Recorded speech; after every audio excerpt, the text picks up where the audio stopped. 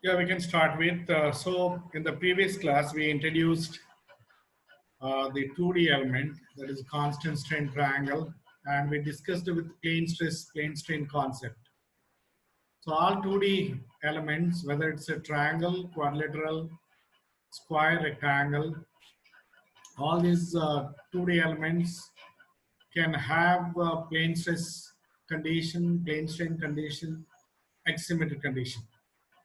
Coming to our syllabus, we have a plane stress, plane strain, axis symmetry of triangle element, and plane stress, plane strain of quadrilateral element.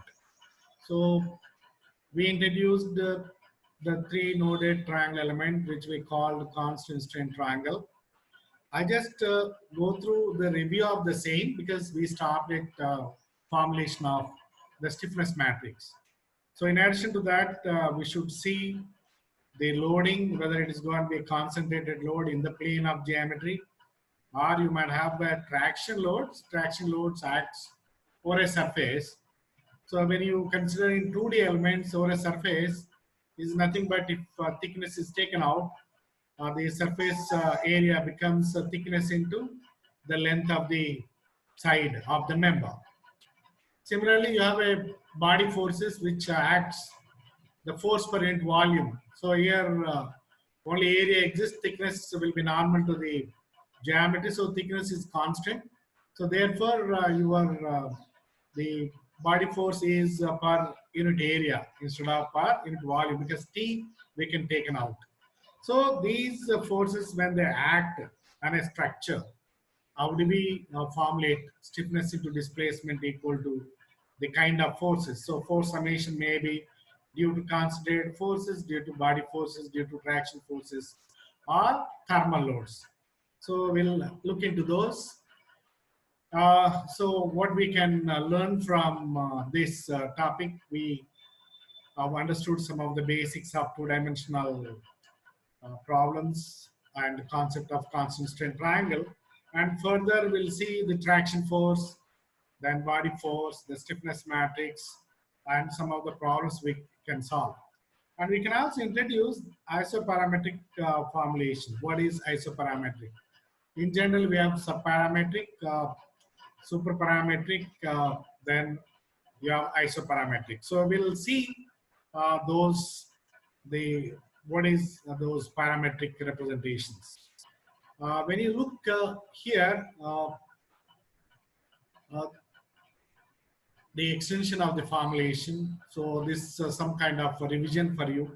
When you take any 2D geometry, when you subdivide, consider an element, the displacement function, what you'll have u bar, what we can write written here u thick, because bar writing is difficult. So the left side, what you have u is because it's a two-dimensional, you have translations in x direction, that is u, and translations in y direction, that is v. Because we are written a row matrix, it's actually a column, that's why transpose. So u and v are the x and y component displacements in a plane of geometry. Suppose if you write the strains induced in the member, your stress vector, when you write sigma x, sigma y, tau xy are three components. Similarly, strains epsilon x, epsilon y, gamma xy. And when you look into the forces, so this F is body force per unit volume. You can have a direction of force in x direction Fx and y direction Fy. These are the body forces per unit volume. Similarly, you have a traction force, the traction x direction Tx, traction y direction Ty. And here the volume becomes thickness into the area. Here also volume becomes thickness into area. Again, when you consider the traction force, it is an area, that becomes dA is thickness into dl. That transformation you have to do so. The T is the thickness in the third dimension, that is z direction. Now,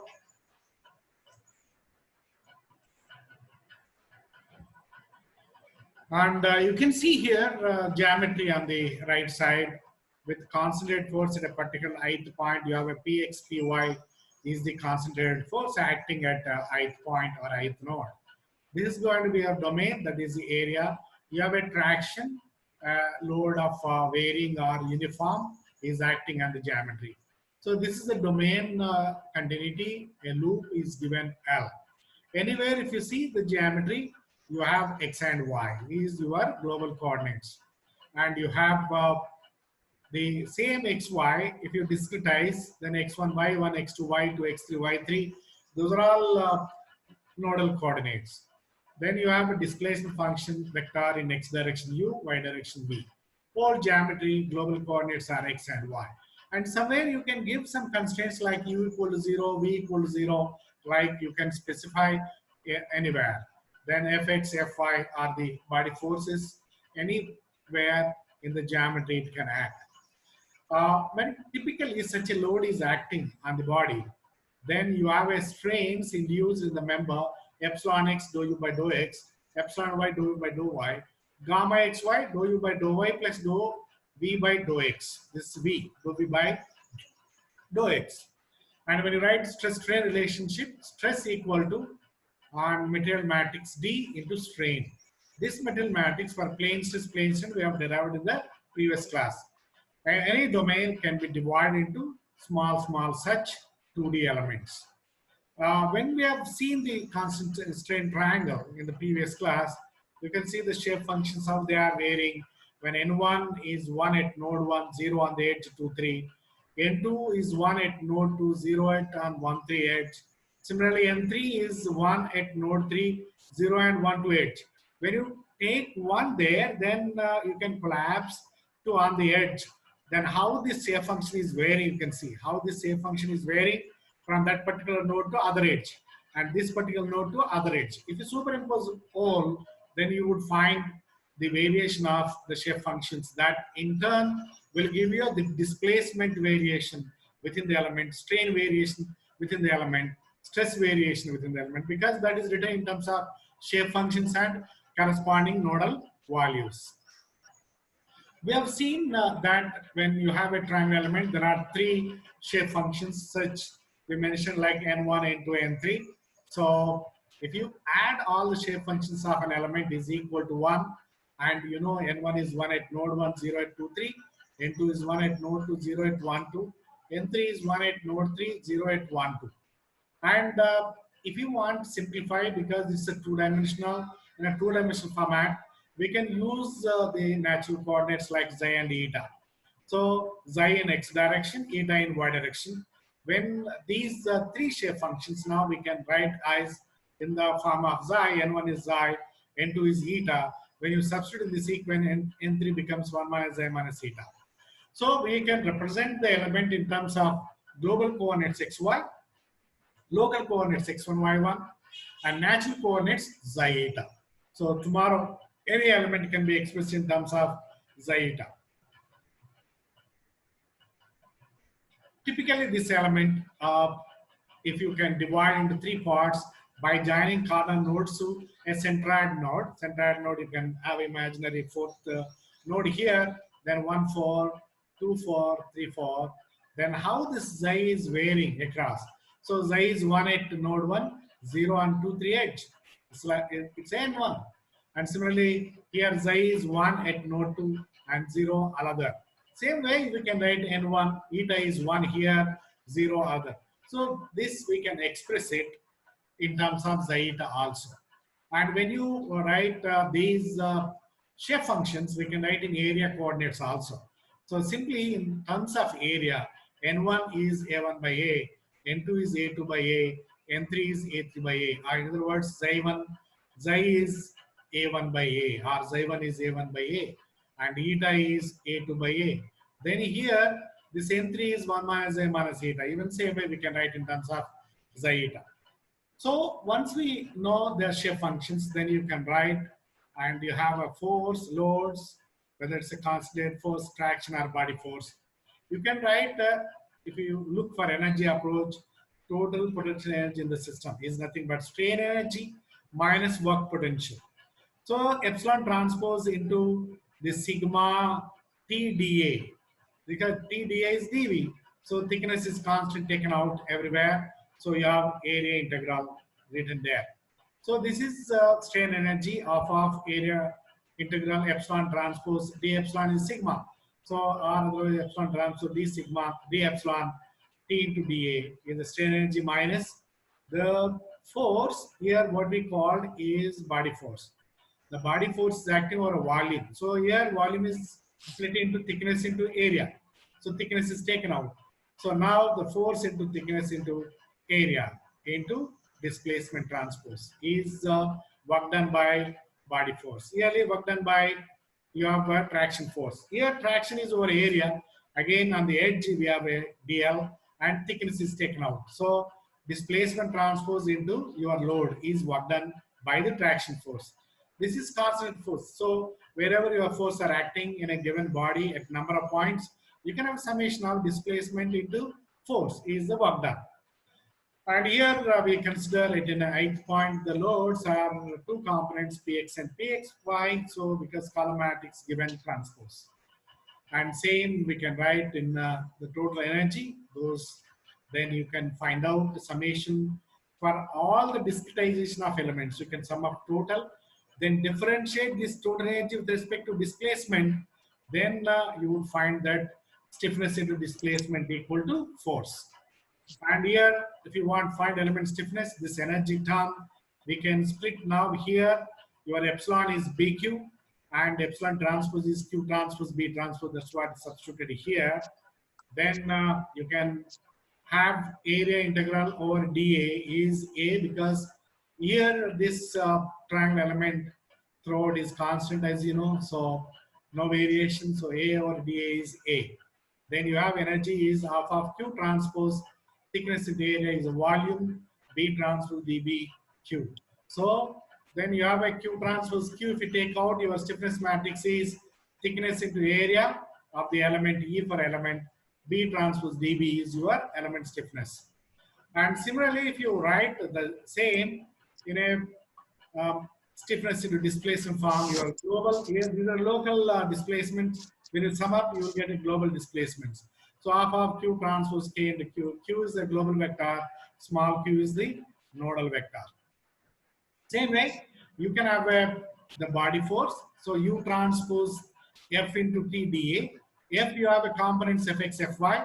U is, UV. So if you write U transpose is row matrix UV and F is a column matrix Fx, Fy. If you multiply these two matrices, U into Fx plus V into Fy. So if you expand that, U into Fx plus V into Fy dA. Again, U you can write N into Q. So U is NQ. N is again N1, 0, N2, 0, N3, 0. And you have the V term 0, N1, 0, N2, 0, N3 is the N matrix. You have components of Fx, Fy. So when you multiply those U and V, if you substitute, then expand, you can write in terms of Q's. Q1 into thickness taken out, dA is right written here inside, N1 dA, thickness is outside, integral, and you have N1 dA, Q2, here Fx force, here Fy force, similarly Q3, Q1, Q3, Q5, Fx components, Q2, Q4, Q6, Y components. So you can have the horizontal components and vertical body forces. And here this integral is area integral. So area integral N1 dA, we can use numerical integration. If you see the numerical integration, I wanted to show you. Yeah. So if you see the numerical integration here, the line integral N1 to the power A, N to the power B, or Xi1 to the power A, Xi to the power B. Any form you can write. Line integral of dl is A factorial, B factorial by A plus B plus 1 factorial into L. Similarly, area integral, when you see N1 to the power A, N to the power B, N to the power C over dA is A factorial, B factorial, the coefficients factorial individually divided by A plus B plus C plus 2 factorial into 2A. Same if you go for 3D elements, volume integral, 4 shape functions, power A, B, C, D over a volume is A factorial, B factorial, C and D factorial. 6 times volume divided by A plus B plus 3 factorial. The same we can use here whenever you have a terms of the individual area integral N1 dA. So N1 to the power 1. So what you get here, 1 factorial into 2A divided by 1 plus 2 factorial. So what do you have? 2a by, here you have 6. So a by 3. This is a by 3, this is a by 3, this is a by 3, this is a by 3. All are a by 3. So that's what given here. It's 1/3 of area. So same way n2, n3 you can do so. Then you can find out all the coefficients. Then area integral U transpose F into dA is Q transpose into equivalent load. That equivalent load is nothing but thickness into area is a volume by 3. The components Fx, Fy at node 1, Fx, Fy at node 2, Fx, Fy at node 3. Transpose of that load. So similarly, we can go for the equivalent load matrix, and you can consider the traction force. Here is an element shown with a traction load.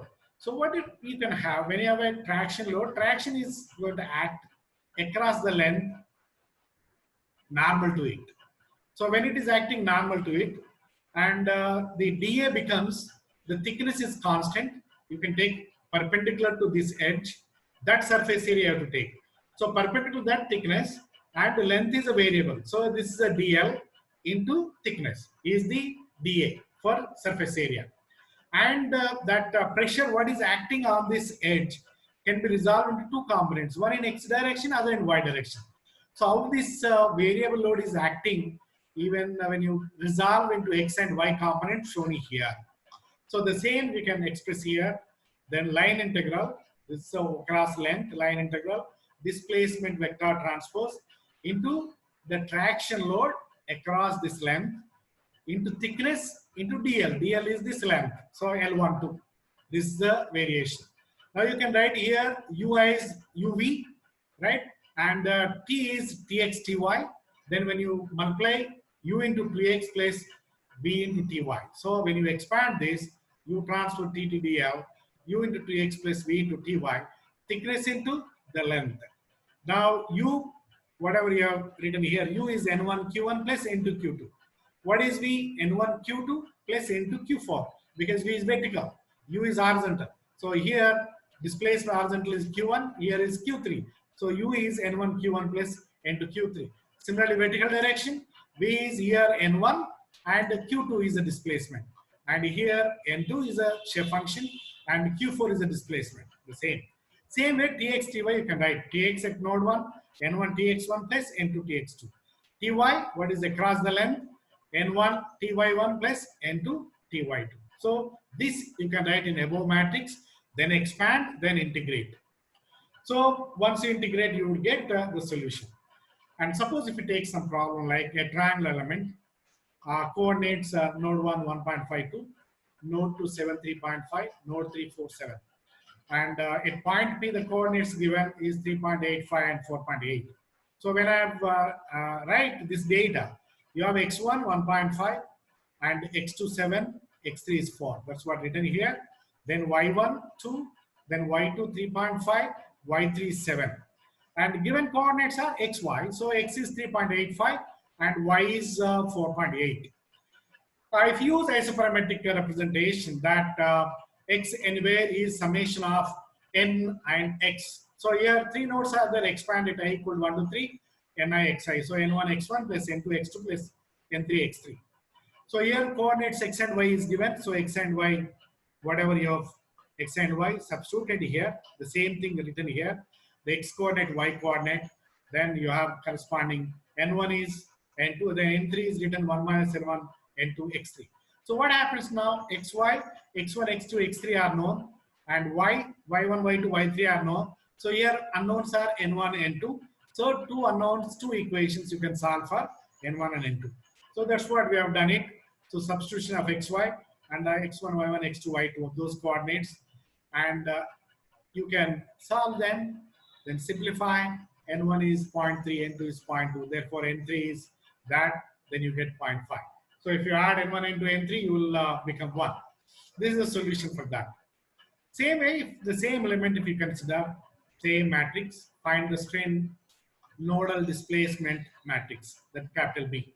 As you know, capital B is 1 by det j. y23, y31, y12, remaining zeros, x32, x13, x21. And these terms reverse, x32, y23, x13, y31, x21, y12. That's what you can see, the third row. Because the first row is sigma x or epsilon x, second row is epsilon y or sigma y, third row corresponding to strain gamma xy or the shear stress tau xy. And 1 by det j is nothing but 2 times area. Now you can substitute those coordinates and the difference of those you can substitute, and you can calculate det j is x13, y23 minus x23, y13. You are getting 28.75. This is twice the area. So 1 by det j you can write, and all the coordinate difference what we have here substituted there. We get B matrix. So then we can have a problem 3, find the strain and stress and the element if displacement vector is given.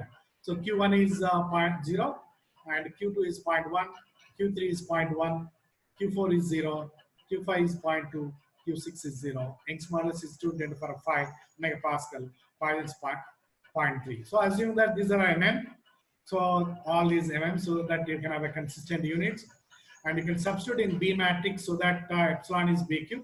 You can first substitute epsilon, the B value you can substitute, then multiply with Q's. So when you multiply with Q's, then you can find 1 by 28.75. This, the Q matrix here supposed to be have to write that Q's values are substituted here. So once you substitute them, then you can have 1 by 28.7 into displacement. You can get strain. Once you get strain, then you can go for stress. Stress is D into epsilon. Now the D, if you consider plane stress. So it's left to you whether you want to consider plane stress, nothing is mentioned. So suppose if you consider plane stress, as you know that Young's modulus by 1 minus Poisson square, nu into Poisson 0, nu 1, 0, 0, 0, 1 minus Poisson's by 2 into strains, epsilon x, epsilon y, gamma xy. The strains you can calculate. So then you can write your D matrix, then you multiply these, you would get the stresses in megapascal. It's going to be consistent units. Okay, numerical condition we have seen. Then the traction force, what we are continuing now. I've given you a traction force which is varying at node 1, P1 magnitude, at node 2, P2 magnitude. Sometimes you can have a UDL load like a P, but here the intensity is changing P1 to P2. In such a case, you know, we have to resolve this components to get Tx1, Tx2 here, and similarly Ty1, Ty2 there. So the length of the member, by knowing the coordinates of 1 and 2, you can find the length of 1, 2 is x2 minus x1 square plus y2 minus y1 under square. If you want to resolve, you need cos theta, we represent C, sin theta, we represent S, cos theta is y2 minus y1 by length, and similarly sin theta is x2 minus x1 by length. Then if you want Tx1, so P1 cos theta, Tx2, P2 cos theta, Ty1, P1 sin theta, Ty2, P2 sin theta. So you can use these sin theta, cos theta on the pressures, then you can get corresponding loads which are acting x direction and y direction. Because whatever normal load, we are resolving to xy components. So these are given here again to explain there. Suppose you want to go for integration, because this is a line integral, n1 square dl. So n1 to the power a dl is, or a length integral, is 2 factorial by 2 plus 1 factorial into length. So 2 factorial by 2 plus 1 is 3 factorial. 2 by 3 factorial is 2 by 6. So 2 by 6 is 1/3. So 1/3 of length. So there's a 1/3 of length. Similarly, you have a terms like n2 square is the same. And if you have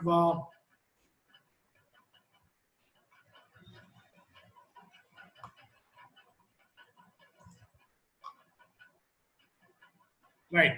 So if you have again there are multiplications of n1 n2. So length integral n1 n2 is again n1 to the power a, n to the power b is a is 1, b is 1. So 1 factorial into 1 factorial into length by 1 plus 1 plus 1. So that means 1 by 3 factorial or 1 by 6. So you would get 1 by 6 into length. So we get the following equation. Once you expand this Q1, Q2, Q3, Q4, the nodal deformations into equivalent load. So once you substitute all these in the given equation, then you would get the traction equivalent load is thickness into length by 6, 2tx1 plus tx2, 2ty1 plus ty2 at node 1. Similarly, tx1 plus 2x2 and ty1 plus 2y2 at node 2. So this is the equivalent load what we can get. Based on this, suppose if you want to solve a problem. So here a triangle element is given. The nodal coordinates here is a 120, 20 here, and 100, 30, and 50, 60. So 7, 8, 9 are the nodes. When you look this element edge separate, so you have 7, 8 on this element, 8, 9 that element. So first you calculate 7, 8, then 8, 9. So 8, 8 you get belongs to the first edge and belongs to second edge. You can sum up these two components which you get from here and there. So here P1 is 2 megapascal, P2 is 4 megapascal. The same thing if you see P1 is 2 and P2 is 3, X1 is 120, Y1 here 20, and here X2 is 100, Y2 is 30, and we are considering the first edge. Right, so length you can calculate, and cos theta, sin theta you can find out, the coordinates are known. Then Tx1 you can substitute in the equation P1C, Ty1 P1S, Tx2 P2C, Ty2 P2S. So you can substitute these here and you can get. Then T1, that equivalent load 7, 8. You would get this equation, and these components you can substitute there. Then you will get this force, because this is a column matrix we are given transpose.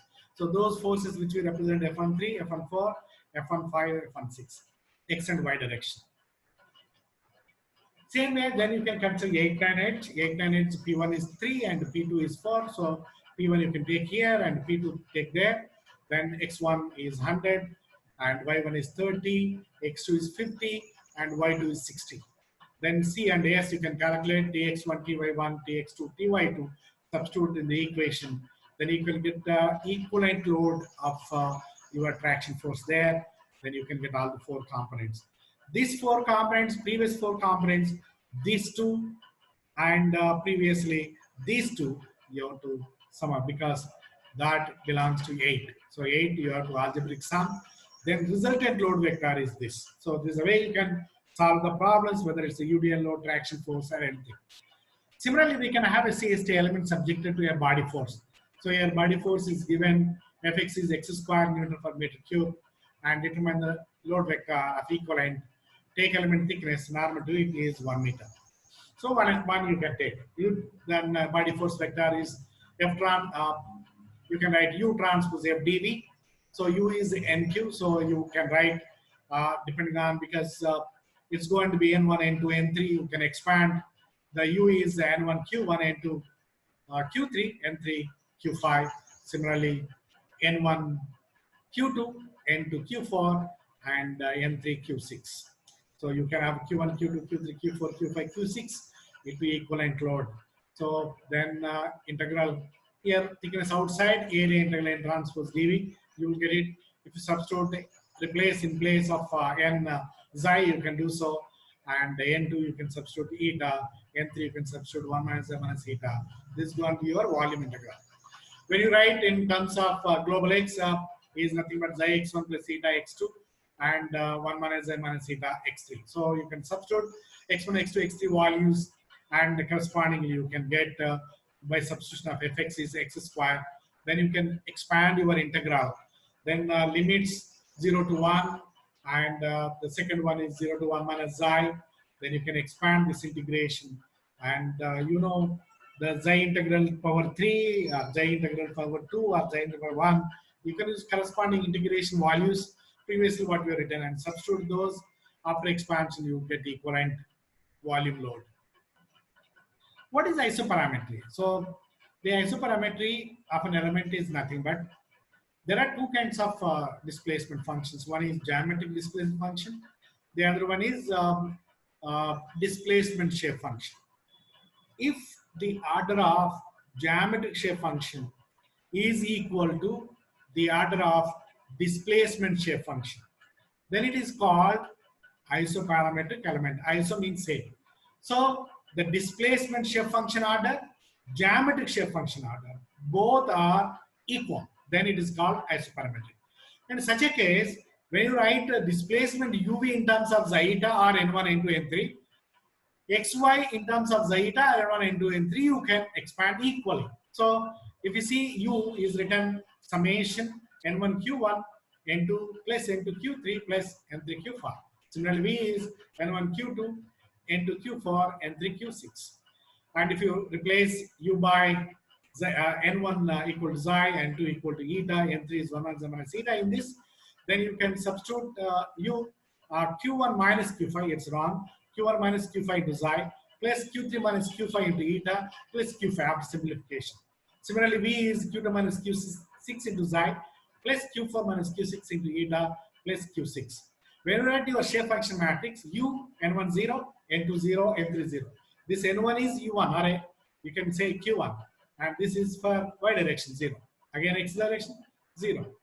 X direction, y direction 0. Similarly, B term, y. So y terms are exist, x terms are 0. This is your shape function matrix for CST element. The same way we can expand even global xy coordinates in terms of local nodal coordinates. So x is the summation ni xi, n1 x1 plus n2 x2 plus n3 x3. Similarly, y is n1 y1 plus n2 y2 plus n3 y3. And if you substitute n1 is xi, n2 is eta, n3 is 1 minus eta. Same way n1 is xi, n2 is eta, n3 is 1 minus xi minus eta.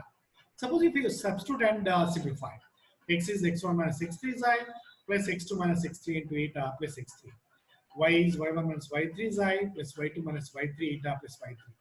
If you give a notation xi is xi minus xj, yi is yi minus yj, then this can be written x13 xi, and this can be x23 eta, then x3. Simplification point of view. Y, y13 xi, and y23 eta, then you have y3. So here observe that u and v and x and y are in terms of xi. That's why we have gone for the chain rule of partial differentiation. There is another concept called convergency. What is convergency? Normally, the convergency is nothing but convergency is general is your solution when you use a finite element, how best it is going to be satisfied so that you will get accurate solution. So from that point of view, this convergency requirements will be used. So I'll discuss these, I think, tomorrow, because we have a time around 1 minute 13 seconds because it's a 1 hour class. All right. So I just stop you, but if you have any questions, I'll share this. You can practice by tomorrow. So tomorrow we'll start our class by 10:10 or 10:15. Then we can we have 2D elements some understanding. So you need to practice these because unless if I write a board, you have a time to digest. It's easy, but when you are expressing here, it could be somewhat difficult. So just think about it and practice, then come back tomorrow. So any questions or any doubt so far, whatever you have?